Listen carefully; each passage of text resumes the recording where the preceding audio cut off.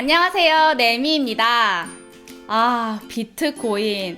제 남동생이 자꾸 사라고 해서 그게 어떻게 돌아가는 건데? 라고 물어보면 지도 모른다는 비트코인.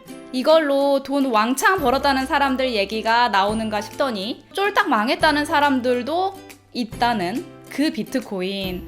그리고 막 난데없이 페이스북에서 비트코인이랑 비슷한 뭔가를 만든다는데 도대체 이게 뭘까요? 왜 아무도 뭔지 모르는데 이렇게까지 화두가 되는 걸까요? 오늘은 그 말도 많고 탈도 많은 비트코인, 가상화폐, 그리고 페이스북의 리브라에 대해서 같이 알아볼게요.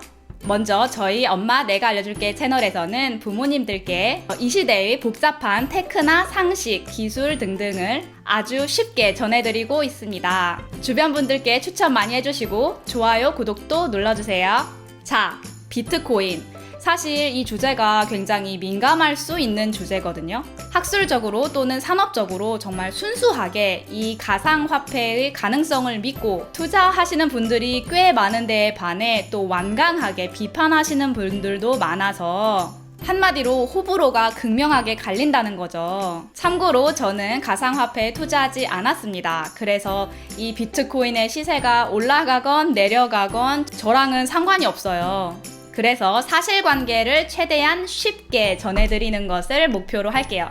또 우연찮게 PD님이 회사에서 이 가상화폐 관련 프로젝트를 진행을 하셨었거든요.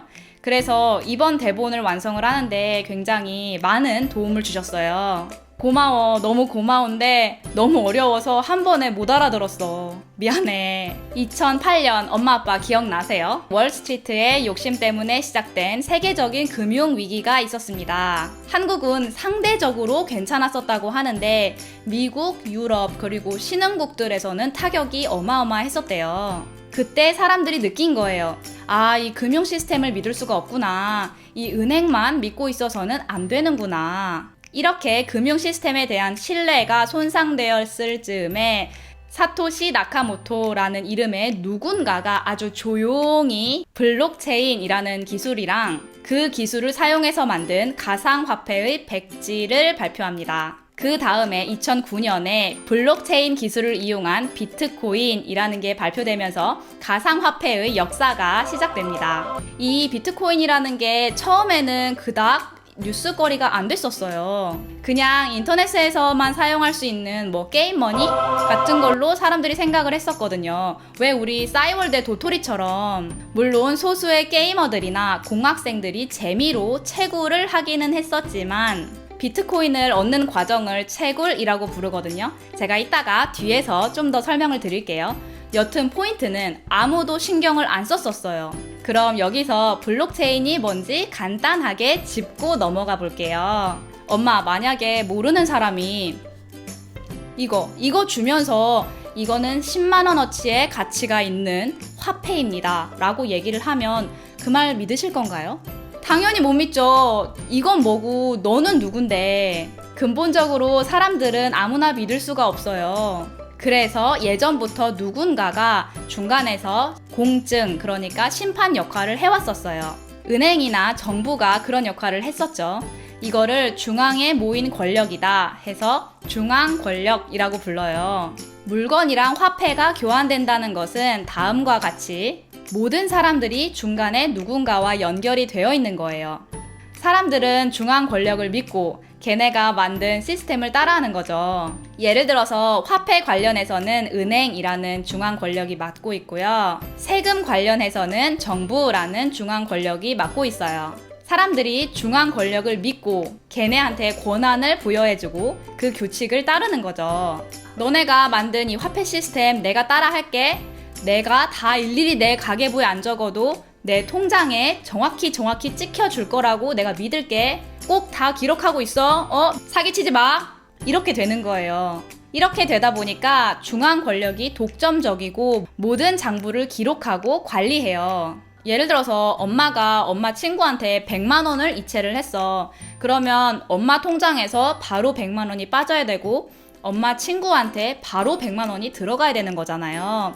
만약에 막 엄마한테 100만 원이 안 빠졌어. 아니면 그 친구가 50만 원밖에 못 받았어. 아니면 그냥 그 이체 기록 자체가 없어 라는 식으로 문제가 생기면 경제가 엉망이 되겠죠. 그래서 이 장부 기록이 중요한 거고 오직 중앙 권력만 그 장부를 관리할 수가 있어요. 막 은행이 옆집 사람의 이체 내용을 나한테 보여주지 않잖아요. 그런데 여기에 문제가 생깁니다.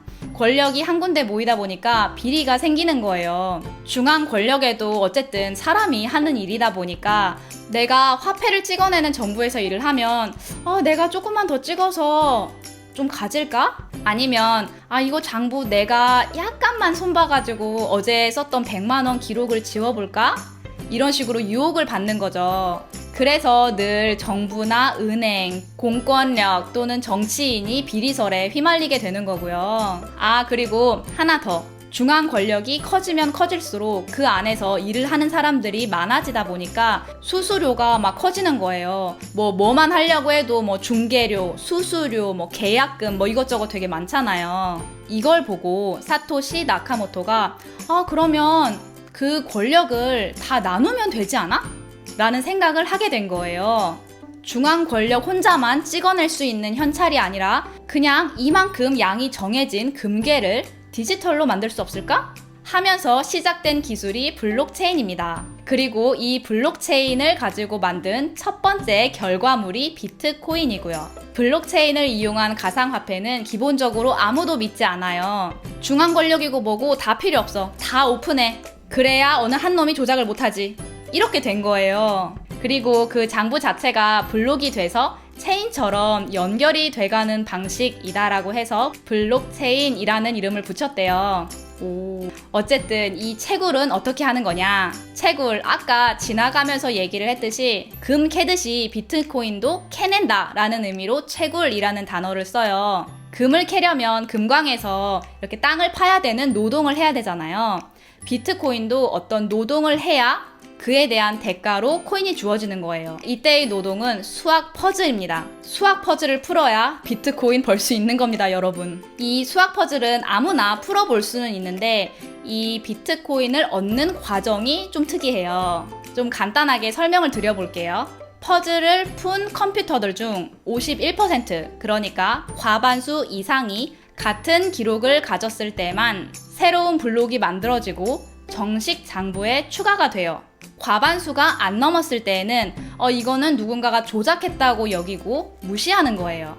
그리고 이렇게 정식적으로 업데이트된 장부는 모든 컴퓨터에 보내집니다. 진짜 장부가 모든 컴퓨터에 저절로 업데이트가 되는 거예요. 그리고 이 모든 과정을 통틀어서 컴퓨터 한 대만 그 대가로 비트코인을 받습니다. 수학 퍼즐이 어쩌고 저쩌고 사실 모르셔도 되고요. 어쨌든 포인트는 이겁니다. 다들 장부를 가지고 있다 보니까 한 명이 아무리 자기 거 장부를 조작을 해도 다른 사람들이랑 결과치가 다르니까 그냥 무시가 돼버린다는 거예요. 가짜라는 게 바로 들통이 나는 거죠. 이러면 엄청난 장점이 있어요. 해킹이 어렵죠. 당연하죠. 지금은 중앙 권력이 공격을 당하면 난리가 나는 거였었거든요. 왜 우리 은행에서 해킹을 당했다, 디도스 공격을 당했다 그러면 뭔지는 자세히 몰라도 큰일 난 거 아니야? 사람들이 걱정하잖아요. 그런데 이 블록체인은 해킹을 한번 하려면 컴퓨터 한두 대? 그거 공격해서는 안 되는 거예요. 그것보다 훨씬 더 많은 컴퓨터들을 해킹하고 조작을 해야 그게 진짜 기록에 남는 거니까 뭔가 말은 되는 것 같아요. 그죠? 모두 다 장부를 가지고 있으면 누가, 언제, 얼마를 누구한테 보냈는지 모두 다 오픈을 해볼 수가 있어? 네, 맞습니다. 역사상 있었던 모든 거래는 다 확인이 가능하고요. 다만 그 계정만 보면 이게 누군지를 몰라요. 예를 들어서 이렇게 생겼어요. 다시 말하면 이 사람이 이 사람한테 1시간 전에 비트코인 1개를 줬다는 건 모두 알 수가 있는데 이게 누구고 이게 누군지는 오직 그 본인들만 아는 거죠. 이렇게 누가 누군지 모르는 상태에서 거래가 이루어질 수 있으면 이게 어디에서 가장 많이 쓰였을까요? 당연히 뭔가 구린내가 나는 암거래에서 많이 쓰였습니다. 비트코인의 과거를 좀 들춰볼까요? 한국에서 비트코인이 알려지기 훨씬 전부터 비트코인은 암거래에서 많이 사용이 되고 있었대요. 가장 유명한 예시로 실크로드라는 비트코인을 사용하는 온라인 스토어가 있었습니다. 거기에서 사람들이 비트코인으로 마약, 성매매, 심지어 청부살인까지 거래가 이루어졌었대요. 결국에는 FBI가 그 운영자를 체포하면서 문을 닫았고요. 그뿐만이 아니에요. 조사를 하면 할수록 정말 악용 사례가 너무 많더라고요. 컴퓨터 해킹이나 보이스피싱 당했을 때 비트코인을 요구하는 경우가 대부분이고요. 또 2014년에는 세계에서 가장 큰 거래소 마운틴국스라는 곳에서 난리가 나가지고 현시가로 4빌리언 정도의 분실 사건이 터졌고 아직까지도 대부분 해결이 안 됐대요. 이렇다 보니까 비트코인에 대한 인식도 많이 나빠지고 가격도 추락하고 이 와중에 2011년에는 정말 다양한 가상화폐들이 나타났습니다. 가상화폐들은 각각 백서라는 게 있거든요. 한마디로 코인을 소개해 놓은 보고서 같은 건데 이런 기본 문서들을 읽어보면 현재의 화폐 시스템을 바꾸고 세상을 개혁하고 이런 식으로 굉장히 웅장하고 멋있게 적혀 있어요. 그런데 사실 대부분은 몇몇의 개인이나 회사들이 비트코인을 따라해서 쉽게 돈 벌려고 하는 의미가 좀 강했어요. 이렇다 보니까 세상을 바꾸겠어 하는 의지와는 달리 한동안 가상화폐의 약점이 훨씬 더 부각되고 있었는데 2014년에 이 상황을 뒤집을 일이 생깁니다. 비트코인은 획기적이기는 한데 이걸 대체 어디다 쓸까요? 이때까지만 해도 미국에서 누군가 비트코인으로 피자를 샀다는 둥, 중국에서 누군가 계약금을 냈다는 둥 하는 말들이 들리긴 했는데 이거는 굉장히 희귀한 경우였었고요. 그냥 비트코인 자체를 사고 팔 수 있을 뿐 그 어디에서도 이걸 돈처럼 사용을 할 수는 없었어요. 그런데 이더리움이라는 새로운 코인이 나옵니다. 이게 현재 기준으로 비트코인 다음으로 가장 중요한 코인이에요. 기술적으로 더 발전했고 어쩌고저쩌고 말은 많은데 이 코인을 어떻게 출시했냐가 굉장히 획기적이었어요. ICO라는 거예요. 아마 가상화폐 아시는 분들은 들어보셨을 거예요. 간단하게 정리하면 이 이더리움이라는 코인을 만든 사람이 이 코인을 출시하기 전에 이더리움의 특정한 양을 채굴이 없이 비트코인으로 먼저 살 수 있게 한 거예요. 그리고 아주 많은 양의 비트코인들이 이 이더리움 코인을 사는데 사용됩니다. 그때 이후로 무슨 코인이 출시할 때마다 ICO를 하게 됐고 그럴 때마다 비트코인이 또 많은 양으로 쓰이고 그래서 이 비트코인의 값어치가 미친 듯이 치고 올라갑니다. 특히 세 나라에서 아주 난리였었어요. 한국, 중국, 일본. 정말 생뚱맞지 않나요? 우리가 비트코인의 성장의 1등 공신이었다니? 왜 하필 이 세 나라였을까요? 과연 공통점이 뭐였을까요? 이 세 나라에서는 젊은이들이 돈을 벌 수 있는 기회가 너무 좁다는 공통점이 있어요. 사회적으로, 시스템적으로 내가 일을 하면 내가 개고생한 만큼 돈을 벌 수 있어야 되는데 그게 안 되니까 젊은이들이 뭔가 이제 한 방을 찾게 된 거예요.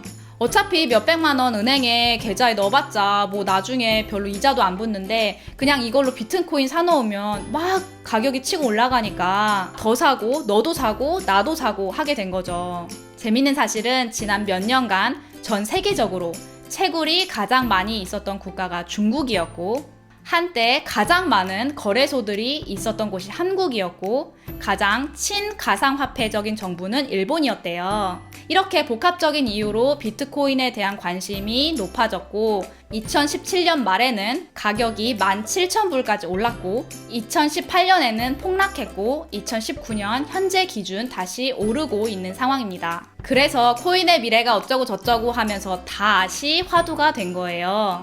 비트코인의 역사를 좀 길게 짚어봤는데요. 이게 왜 생겼는지를 알아야 어떻게 커졌는지를 알고 여기저기에서 들리는 과장된 기대와 사실을 좀 구분할 수 있지 않을까 싶어서 약간은 길게 짚어봤습니다. 비트코인을 믿는 분들은 궁극적으로 비트코인이 화폐처럼 사용 가능한 거를 바라실 거예요.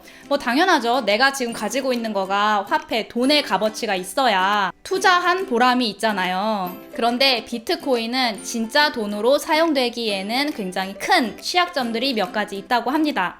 짚어볼게요. 우리 카드로 계산하면 바로바로 처리가 되죠. 내 카드에서 돈이 빠져나가고 상대방이 바로 돈을 받고 이런 과정이 거의 실시간으로 이루어집니다. 비자라는 신용카드 회사에 따르면 1초당 최대 24,000건을 처리할 수 있다고 해요. 근데 비트코인은 그게 안 돼요. 아까 말씀드렸듯이 나랑 쟤만 오케이 하면 되는 게 아니라 나도 오케이, 너도 오케이, 쟤도 오케이, 옆집도 오케이, 지구 반대편도 오케이 해야만 이 거래가 처리가 되는 거예요. 그래서 초당 7건을 처리할 수 있다고 합니다. 네, 7건이에요. 열심히만 하면 나 혼자서도 7번 거래 왔다 갔다 할 수 있겠네. 비트코인 이후에 나온 다른 가상화폐들은 빨라지기는 했지만 그래도 아직 대부분은 처리 속도 면에서 많이 딸려요. 근데 이게 시스템적으로 어쩔 수가 없는 거예요. 우리 현재 금융 시스템은 누군가가 중간에서 막 처리를 해주니까 빨리빨리 처리가 되지만 다 같이 권력을 나눠 가진 시스템에서는 뭐 너도 나도 쟤도 다 같이 오케이를 해야만 처리를 해야 되니까 늦어질 수밖에 없어요. 이거를 좀만 개선시켜보자 라고 하면서 생긴 게 뭐 사이드 체인이니 하는 것들이 생겼는데 결국 그 모든 것들이 누군가에게 권력을 조금이라도 더 부여해주는 방식으로 돌아간대요. 그러면 우리 현재 금융 시스템이랑 조금씩 비슷해지는 거고 더 큰 문제는 계정 관리는 온전히 내 책임이라는 거예요. 한 번 비밀번호를 잃어버리면 그걸로 끝이에요. 해킹을 당해도 어쩔 수 없어요. 억울해도 어쩔 수 없어요. 근본적으로 시스템이 익명으로 돌아가고 또 중앙 권력이 없기 때문에 그 책임을 누구도 져주지 못하는 거예요. 중앙 권력이 없기 때문에 본인 계정을 누구도 보호해주지 못해요. 어떤 자료에 의하면 현존하는 비트코인 중에서 18%가 잃어버린 코인이래요. 사람들이 뭐 비밀번호를 잃어버렸다든지 쓰던 컴퓨터가 고장나서 그 안에 있던 지갑 파일이 날아갔다든지 뭐 무슨 이유에서건 자기의 계정을 잃어버려서 자기 코인을 회수를 못한다는 거예요. 이거는 그냥 현찰 불태운 거랑 똑같아요. 어쩔 수 없어. 그냥 끝. 그래서 이렇게 계정을 관리해주는 회사들이 생겼거든요. 서비스들도 굉장히 많이 생겼고요. 근데 또다시 그러면 중앙 권력이랑 조금씩 비슷해지는 거죠. 이거 무슨 쳇바퀴 도는 것도 아니고 그죠? 아까 말씀드린 비트코인의 창시자 사토시 나카모토라는 사람에 대해서 얘기를 좀만 해볼게요. 이 사람이 사실 누군지 아무도 몰라요. 이게 가명인지 한명인지 뭐 그룹인지 회사인지 그렇다 보니까 미스테리하기도 하고 살짝 무슨 의적처럼 비춰질 때가 굉장히 많거든요. 근데 이 사람인지 그룹인지 하는 이 사람이 세상에 나오지 않는 이유는 정말 따로 있대요. 모든 가상화폐는 양이 한정이 되어 있어요. 비트코인은 최대 2100만 개만 만들 수가 있고요. 더 만들고 싶어도 못 만들어요. 그냥 더 없어. 그리고 당연히 처음에 시작한 누군가가 훨씬 더 많이 가지고 시작을 했겠죠. 이 사토시의 계정이 가지고 있는 비트코인의 양이 100만 정도라고 합니다. 비트코인이 만들어낼 수 있는 최대 한도의 5% 정도 되는 양을 한 계정이 가지고 있는 거예요. 아유, 그거 처음에 만든 사람이 5% 정도 가지고 있는 거 그거야 무슨 큰 대수야 라고 생각하셨죠? 저도 그랬거든요. 근데 그 돈이 기하학적으로 어마어마하대요. 그렇다 보니까 그 어마어마한 양에 대한 세금 납부도 문제가 되고요. 그리고 이렇게 막 여기저기에서 생기는 수많은 문제점들에 대한 책임을 지고 싶지 않아서 숨어서 지내는 거라는 설이 있어요. 뭐 사실인지는 본인만 아는 거고. 근데 한 계정이 이렇게 기하학적인 경제권을 쥐고 있다는 얘기는 이 사람이 언제든지 비트코인을 망하게 할 수 있다는 걸 의미해요. 그래서 문제가 되는 거예요. 중앙 권력이 없어서 이렇게 컨트롤, 조정을 못한다 뿐이지 망하게 하는 건 한순간인 거예요. 근데 과연 이 사토시 어쩌고 하는 사람이 계정을 한 개만 가지고 만들었을까요? 소름. 이렇게 비트코인은 책임과 안정성이 결여됐다는 점. 자, 가상화폐는 금융 시스템입니다. 돈이죠, 한마디로. 근데 감시하고 관리하는 기관이 없어요. 그럼 무슨 문제가 생겨날까요? 과연 사람들이 정정당당하게 거래를 주고받고 할까요? 이거를 좀 쉽게 비유해보면 정부나 금감위 또는 경찰, 검찰 없는 증권 시장을 상상해보세요. 장난 아니겠죠? 뭐 사기, 횡령, 협박 등등 별의별 방법으로 흔히 말하는 서민들의 돈을 뜯어먹을 그럴 사람들이 생길 거예요. 중앙 권력이 없다 보니까 그냥 막 코인 대충 만들어서 이거 코인 클 거예요 라고 소문 좀 퍼뜨려 놓으면 모르는 사람들이 막 사고 나는 그런 코인 문 닫아버리고 오죽하면 중국에서는 돈을 내면 코인을 만들어주는 서비스까지 있었대요. 그냥 아무나 다 만들 수 있었던 거예요. 그리고 사람들이 막 대놓고 가격 조작도 하고요. 뭐 채팅방이나 그룹 그런 데에서 뭐 작전도 짜고 있고 이렇게 불법 아닌 불법들이 행해지는데도 불구하고 그걸 심판할 중앙 권력이 없는 거예요. 이런 문제가 심해지다 보니까 2018년에는 미국, 중국 등등 많은 나라들이 ICO를 불법으로 지정합니다.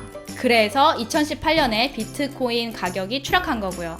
요즘에는 비트코인을 뭐 관리해준다, 감독해준다 하는 서비스들이 생기기는 했지만 아직 제도적으로는 관리 감독이 부족할 수밖에 없습니다. 이게 뭐랑 비슷한 느낌이냐면 경찰이 그렇게 비리가 많다고? 그러면 경찰 다 없애. 그래서 경찰을 다 없앴어. 근데 살다 보니까 너무 도둑이 들끓는 거야. 그래서 옆집 사람한테 총 주면서 나 좀 지켜주세요 하는 거랑 똑같아요. 과연 옆집 사람이 나를 완벽하게 지켜줄 수 있을까요? 경찰 역할은 맡았지만 경찰은 아니잖아요. 자, 다시 채굴로 들어가 볼게요. 채굴은 원래 아무나 할 수 있었습니다. 그런데 이제는 전문적인 회사들이 엄청 빠른 컴퓨터를 돌려서 채굴을 하고 있어요. 아까 컴퓨터 한 대만 비트코인을 얻게 된다는 말 기억하시나요? 그 한 대의 기준이 뭐냐면 제일 문제를 빨리 푼 컴퓨터예요. 그러니까 한마디로 문제를 제일 빨리 푼 컴퓨터만 비트코인을 얻는 거예요. 그렇다 보니까 엄청 많은 컴퓨터를 엄청 빠른 속도로 돌리면 그 컴퓨터가 비트코인을 받게 될 가능성이 높아지는 거예요. 그러다 보니까 채굴 전문 회사들이 막 전기세 엄청 싼 나라에다가 컴퓨터 비싼 거 엄청 갖다 놓고 거기에서 미친 듯이 채굴을 하는 거죠. 전기세가 싸야 이윤이 많이 남으니까. 그리고 지난 몇 년 동안은 그 장소가 중국이었어요. 그래서 중국에서 엄청나게 많은 채굴을 했었던 거고요. 근데 여기서 문제가 있는 게 아까 과반수 이상일 때만 정식적으로 장부에 기록이 된다는 거 기억하시나요? 근데 만약에 누군가가 아주 잠깐이라도 절반이 넘는 컴퓨터를 가지게 되면요. 그럼 그 사람이 또는 그룹이 조작하는 대로 그게 장부에 기록이 되는 거예요. 이거를 51% 어택이라고 불러요. 그리고 역사상 이미 몇 번이나 아주 잠깐이지만 소수의 채굴 협회가 51%를 넘었었어요. 아직까지는 이걸로 뭐 큰 문제가 된 적은 없는데 뭐 돈이 남아도는 누군가가 악의를 가지고 전기세 싼 데다가 뭐 슈퍼컴퓨터 돌려가지고 51% 어택하면 그냥 끝나는 거예요. 뭐 어디 섬에다가 숨겨놓으면 뭐 찾을 수 있는 방법도 없고. 그리고 이 비트코인은 전 세계적으로 연결이 되어 있어요. 이게 장점일 수도 있지만 단점일 수도 있어요. 국가 입장에서는 금융의 유동성이 없어지거든요. 무슨 말이냐? 우리 뭐 아프리카에서 지진이 났다고 해서 한국 원화가 직접적인 타격을 받진 않잖아요. 뭐 간접적으로는 받을 수 있어도. 그리고 또 한국에서 금융 문제가 있다고 해서 유럽 금융 정책으로 도와줄 수는 없잖아요. 각 나라들은 필요에 따라서 뭐 경제를 살리기 위해서건 정치 문제를 해결하건 국방을 위해서 필요하건 어느 정도의 금융을 조정을 합니다. 돈을 더 찍어내기도 하고 원화 값어치를 좀 조정하기도 하고. 그런데 비트코인은 그럴 수가 없어요. 저쪽에서 망하면 다 같이 망하는 거고 저쪽에서 해킹을 당하면 다 같이 해킹 당하는 거고 저쪽에서 크면 다 같이 오르는 거예요. 이게 너무 위험하다는 거죠. 여기까지가 이유였습니다. 아유, 왜 이렇게 주구장창 단점밖에 없어 싶으시죠? 저희 생각에 엄마 아빠들은 이미 다양한 곳에서 비트코인의 장점들을 들으셨을 것 같아요. 뭐 비트코인에 왜 투자해야 되는가 뭐 이런 거 많잖아요. 그런데 그런 정보들은 뭐랄까 현실과 약간은 먼 과장이 없잖아 있는데 그에 반해 단점들은 접해볼 기회가 전혀 없으셨을 것 같아서 장단점 둘 다 아셔야 되니까 하나씩 짚어드린 겁니다. 그러면 비트코인에 투자하면 안 되겠네? 라고 하시면 그건 또 아닙니다. 다만 비트코인에 관련된 황당한 기대와 과장은 좀 조심하자는 의미예요. 뭐 어쨌든 아까 말씀드린 그런 이유로 한국을 포함한 많은 나라들이 비트코인을 정식적인 화폐로 지정할 가능성은 미미하다고 봅니다. 이건 제 개인적인 생각이 아니고 여러 기사들 보고 말씀드리는 거예요. 비트코인이 장기 투자에 적합한지는 잘 모르겠지만 단기 투자에는 굉장히 매력적일 수 있다고 생각해요. 참고로 현재 기준 뭐 $10,000를 향해서 다시 가격이 오르고 있고요. 아직 투자 열풍이 가신 건 아니니까. 한 가지 확실한 거는 앞으로도 굉장히 불안정하게 치솟기도 하고 폭락하기도 하고 할 거라는 거. 그러니까 만약에 좀 잃어도 되는 돈이 좀 여유가 있다 하시는 분들은 투자해보셔도 되고요. 그런데 막 이 사람 저 사람 말 믿고 그냥 무리해서 막 빚을 내서는 절대 투자하지 마세요. 하긴 뭐 다른 투자는 안 그렇겠냐마는. 아우, 촬영 시간 길어지고 있어요. 죽겠네요. 자, 그럼 여기서 페이스북의 가상화폐는 뭘까요? 지난달 페이스북에서는 리브라라는 가상화폐를 출시하겠다고 발표했습니다. 아무도 몰랐던 사토시 어쩌고 하는 사람이 만들었던 가상화폐가 이 정도로 세상을 흔들었는데, 사람들이 그렇게 다 쓰는 페이스북에서 만든 거면 이거 완전히 성공하는 거 아니야? 사실 리브라가 비트코인 기술을 사용하는 건 맞지만 두 가지 측면에서 가상화폐와는 확연히 달라요. 참고로 2019년 기준 현재까지 발표만 된 상황이기 때문에 앞으로 많은 부분 수정될 거라는 점 짚고 넘어갈게요. 첫 번째, 현재 비트코인은 사용의 목적보다 투자의 목적이 훨씬 더 큽니다. 그런데 리브라는 사용이 목적이에요. 그래서 각각 리브라는 그 값어치에 맞게 실제 자산이 담보로 잡혀요. 다시 말하면 비트코인은 채굴을 하면 이건 난데없이 만들어진 거잖아요, 인터넷에서. 그리고 비트코인은 뭐 사고 팔고 할 수는 있지만 이게 시장 가격에 따라서 가격이 정해지는 거기 때문에 그 값어치가 업다운이 굉장히 심해요. 그런데 새 리브라는 생성이 되면 그 값어치의 실질 자산, 예를 들어서 금, 이런 게 담보로 잡혀서 실질적으로 교환도 가능하다고 합니다. 그래서 그 값어치가 비트코인에 비해서 훨씬 더 안정적이에요. 확 올라가지도 않고 확 내려가지도 않아요. 그래서 화폐적인 면에서 봤을 때는 훨씬 더 신뢰가 있는 거죠. 두 번째, 중앙 관리자가 있습니다. 이름하여 리브라 파운데이션. 회사 하나가 아니라 여러 회사들이 이 리브라 파운데이션 그룹에 들어가 있어요. 페이스북은 그 멤버들 중에 하나일 뿐이에요. 계획대로라면 이 회사들이 모두가 리브라를 사용을 하겠다고 얘기는 한 상황인데, 들리는 바에 의하면 아직까지는 페이스북이 좀 주축으로 돌아가고 다른 회사들은 이게 어떻게 굴러가고 있지 하면서 눈치를 보고 있는 상황이라고 합니다. 아무래도 리브라 출시일에 가까워지면 조금 더 확실해지겠죠. 이런 두 가지 이유로 페이스북의 리브라는 비트코인과 큰 차이가 있어요. 페이스북이 원하는 건 본인들의 결제 플랫폼이에요. 애플페이, 구글페이, 삼성페이 이거 들어보셨죠? 핸드폰으로 결제하는 거. 페이스북도 그거 하려고 리브라를 만든 거예요. 예전에 페이스북이 이거 결제 플랫폼을 만들려고 했다가 실패를 했어서 이번에 다시 만들면서 이 가상화폐라는 새로운 개념을 도입한 거라고 해요. 그런데 벌써부터 미국 연방의회나 유럽에서는 달갑지 않게 보고 있다고 합니다. 미국 국회에서는 이거 조사가 충분히 이루어질 때까지 리브라 출시하지 마 라고 통보를 해놓은 상태여서 내년 출시 전까지는 많은 변화가 있을 것 같아요. 우리도 지켜보는 걸로. 다만 막 페이스북이 비트코인 같은 거 한다고 하니까 막 믿고 다 투자해야지 라고 하는 건 위험할 수 있다는 거.